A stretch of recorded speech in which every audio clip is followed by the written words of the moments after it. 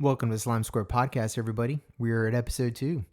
All right, so today I want to try something a little different. I want to talk Arthur Schopenhauer, 19th century philosopher, which already sounds like we're heading in a fun direction. But I want to talk more about theme parks and Arthur Schopenhauer. Specifically, let's narrow it down to Universal Studios, just for the purposes of this analysis. And yeah, I know how that sounds. Schopenhauer is basically famous for saying things like life is suffering, that desire never ends, and that most of our happiness is an illusion. Not exactly the guy you'd expect to bring to a theme park. But the more you think about it, the more he actually makes a lot of sense here. So hear me out. Schopenhauer actually has this idea called the will, and that's with a capital W, by the way. And no, it's not willpower, it's not motivation. It's more like this blind, irrational drive that pushes us to want things constantly. We're always reaching for the next experience, the next thrill, the next thing that's going to make us feel something. And when you look at a theme park through that lens, it kind of explains everything. Why do people wake up at 6 in the morning to get in a park as soon as it opens? Why do we willingly stand in line for an hour just to be thrown around for 60 to 90 seconds? And then immediately say, yeah, that was great. Let's do another one. Well, according to Schopenhauer, that's the will. It's not logical. It doesn't care about efficiency. It just wants stimulation. Theme parks are basically built to feed on that very impulse. And that's what's interesting is that Schopenhauer he also says the world we experience isn't really as it actually is. It's reality as it appears to us. He calls it representation.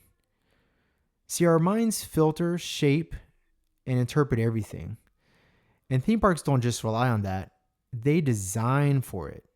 They control what you see, what you hear, even what you smell. You walk into a place like Hogsmeade and rationally, you know it's fake. But our brain just kind of shrugs it off and goes, all right, this works.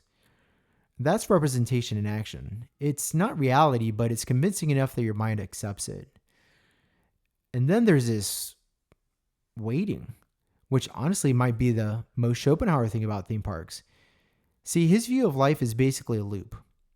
You want something, you struggle to get it, you get it briefly, and then you're bored and want something else. Sound familiar? Well, see, that's a cue. That's the entire experience. You wait 75 minutes, you get 2 minutes of payoff, and the second it's over, you're already thinking about what's next. You're not even mad about it. It just feels normal. That's the will doing its thing. But Schopenhauer isn't all doom and gloom. He actually thinks there are moments where we can step outside that cycle, even if it's just briefly. One of those moments, he says, is through art, through pure aesthetic experience, where you're not chasing anything, you're not wanting anything, you're just experiencing. And that's where dark rides come in. When you're on something like Forbidden Journey, you're not thinking about your phone or your job or what's next on the itinerary, or at least you're not supposed to.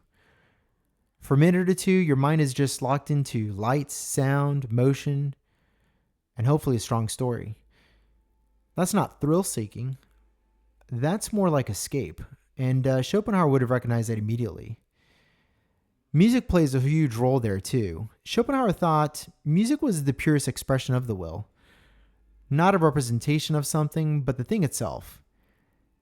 And if you've ever walked through the wizarding world of Harry Potter and that John Williams score hits, you don't need a philosophy degree to understand what he meant. You're not analyzing it, your body just reacts. Theme parks know this. Music shifts your mood instantly without asking permission. Can we get some music in Galaxy's Edge? And then there's this consumer side of all of this, which Schopenhauer would have absolutely, I think he would have roasted this. You buy something, you feel good for a second, and then that feeling fades and you want something else. The wand leads to the robe, the butterbeer leads to the frozen butterbeer. It's not a flaw in the system. It is the system. Desire doesn't stop just because you satisfied once. So what would Schopenhauer actually think of a place like Universal Studios? I don't think he'd say it makes us happy in any deep or lasting way, but I also don't think he'd dismiss it. See, theme parks don't free us from the will, they put it on display. They let us see how desire works, how illusion works, how easily our minds are guided by sound, space, and story. And maybe that's the value. Not escaping suffering forever, but understanding ourselves a little bit better while we're screaming on a roller coaster. And honestly, even Schopenhauer might have walked off Forbidden Journey and thought just for a second, all right, that was pretty good. And that's the end of Arthur Schopenhauer and theme parks. So I actually have a bachelor's in philosophy, and this was a little fun experiment. I got to analyze theme parks with something I went to school for. I get to use my philosophy degree.